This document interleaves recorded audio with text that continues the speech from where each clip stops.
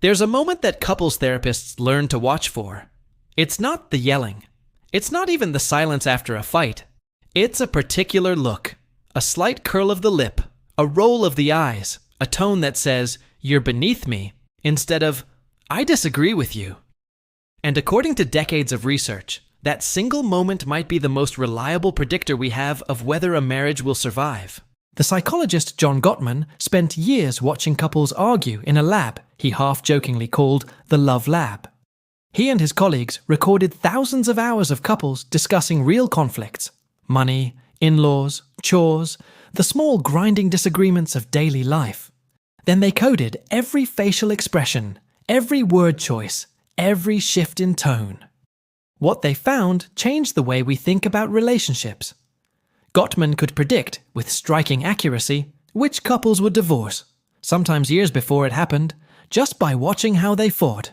And the single strongest predictor wasn't how often couples argued. It wasn't even how loud the arguments got. It was the presence of one specific emotion: contempt. Contempt is different from anger. Anger says, "What you did hurt me." Contempt says, "There is something wrong with you as a person." Anger can exist right alongside love and respect. Contempt corrodes them. It's the emotional signature of superiority, the sense that you are looking down on your partner rather than standing across from them as an equal. Gottman eventually grouped the most corrosive conflict patterns into what he called the Four Horsemen, a nod to the biblical image of forces that signal the end of something.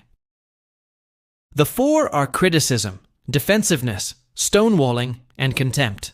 All four predict trouble, but contempt stands apart. In Gottman's research, it was the single strongest indicator of divorce and relationship breakdown out of everything he measured. Couples who showed contempt toward each other weren't just more likely to split up, they were also more likely to get sick. Contempt has been linked in his studies to worse immune functioning in the partner on the receiving end. The body seems to register being looked down on by the person who's supposed to be your safest harbor as a genuine threat. So, why does contempt do so much damage when other forms of conflict don't? To understand that, we need to look at what contempt actually communicates, and why the human brain treats it so differently from an ordinary disagreement. Because the goal here isn't just to diagnose the problem, it's to understand it well enough to catch it early, in your own relationship, before it becomes the water you're both swimming in. And more importantly, to learn what actually replaces it, because awareness alone doesn't rebuild a marriage. Skill does. Let's start with the mechanism. The encouraging part of Gottman's research is this: contempt isn't a fixed trait. It's a habit, a pattern of relating that gets rehearsed and reinforced. And habits, unlike character flaws, can be retrained. Couples who move from divorce course trajectories back into stable, connected relationships tend to learn a specific set of replacement skills. Let's walk through the first two. The first is trading character attacks for specific complaints.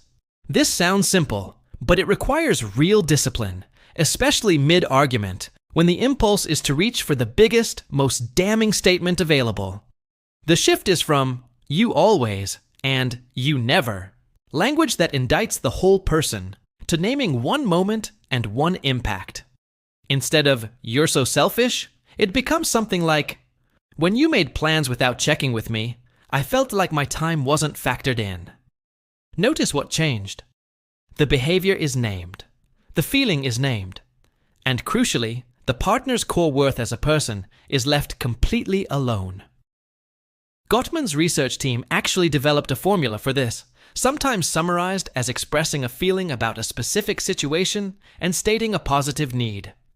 Telling your partner not just what went wrong, but what you actually want instead. "I felt overlooked when the plans were made without me. I need us to check in with each other before committing to things." That second sentence matters enormously. It gives the other person something to do with your pain, rather than just something to feel guilty about. The second technique is building what Gottman called a culture of appreciation. And this is the piece people most often skip because it doesn't feel urgent in the way conflict does. In his research, one of the clearest differences between stable and unstable couples was the ratio of positive to negative interactions, particularly during disagreements. Stable couples tended to maintain roughly 5 positive interactions for every negative one, even while arguing. That doesn't mean avoiding conflict or plastering over problems with false positivity. It means the underlying architecture of the relationship is saturated with small deposits, noticing effort, expressing gratitude, showing physical affection, remembering to say what you admire about your partner even during an ordinary Tuesday. Couples heading toward contempt tend to stop making these deposits long before the contempt itself becomes visible. The appreciation dries up first. The judgment moves in to fill the space it left behind.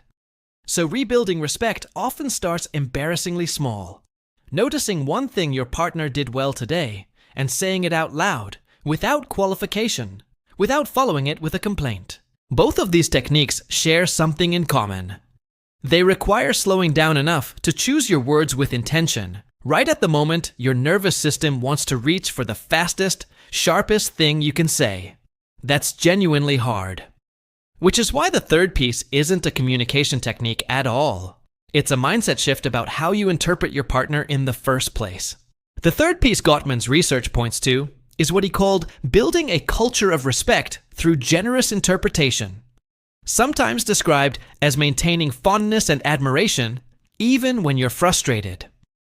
Here's the underlying idea. Contempt requires a story about your partner as fundamentally flawed, careless, or beneath you. The antidote is a competing story, one where you actively remember their good qualities, their effort, their history of showing up for you, even in the middle of being annoyed with them. This isn't about lying to yourself or pretending problems don't exist. It's about holding two things at once. I'm frustrated by this specific behavior, and this is still someone I fundamentally respect. Couples who manage to do both tend to argue about the actual issue, rather than sliding into arguing about each other's worth as human beings.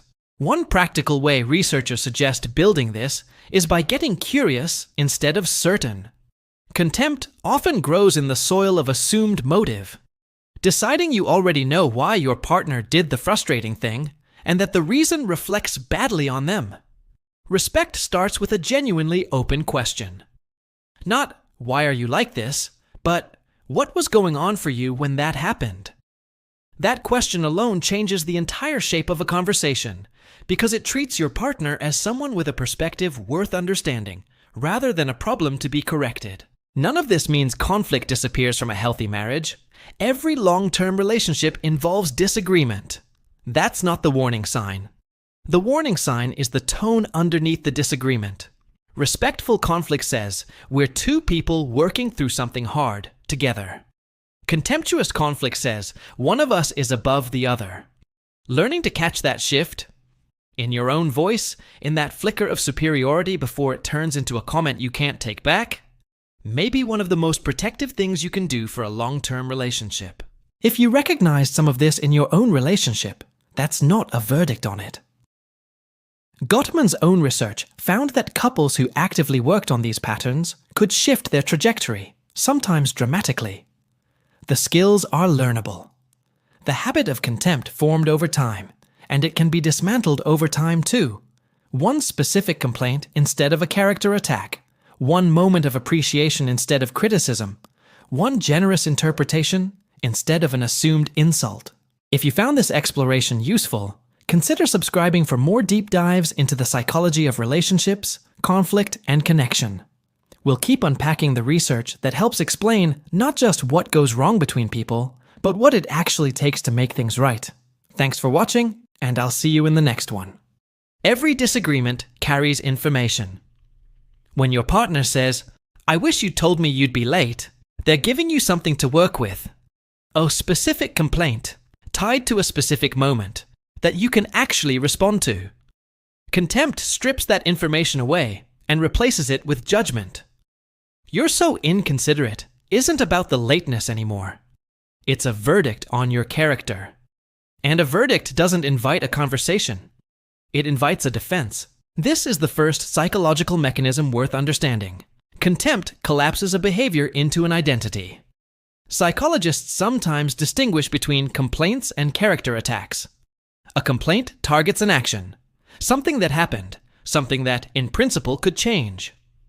A character attack targets the self, who you fundamentally are. When we hear "you forgot to call," our nervous system can process that as solvable. When we hear "you never think about anyone but yourself," there's nothing to solve. There's only something to defend, or something to absorb as shame. That distinction matters because of how the brain responds to social threat. Being criticized for something you did activates concern, and, often, a genuine wish to repair.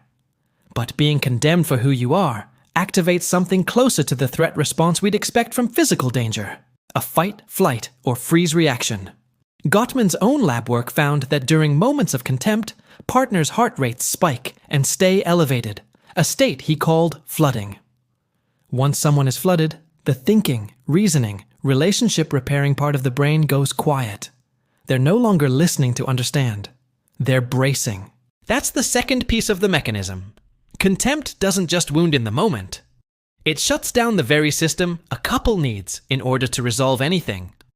You can't problem solve with someone whose nervous system has classified you as a threat. The third piece is subtler and maybe the most corrosive over time. Contempt often shows up in small, deniable packages. A sarcastic tone, a raised eyebrow, a joke with a blade hidden in it. An eye roll during something your partner is trying to explain sincerely. These micro-expressions rarely start a fight on their own, but research on relationship dynamics suggests they accumulate. Gottman described a kind of emotional ledger couples build, a running tally of whether interactions feel warm or cold, respectful or dismissive. Contempt, even in tiny doses, makes consistent withdrawals. And once that ledger runs low enough, even neutral comments start to sound like attacks, because the underlying sense of goodwill toward the partner has quietly eroded. This is why contempt so often masquerades as humor or as just being honest. The person expressing it may not even register it as cruelty, but the partner on the receiving end feels it precisely for what it is, a message that they are being judged rather than heard, diminished rather than met. So, if contempt is this powerful and this good at hiding inside ordinary moments, the question becomes practical. What actually reverses it? Not in theory. In the actual texture of a real conversation tonight over something as small as dishes in the sink.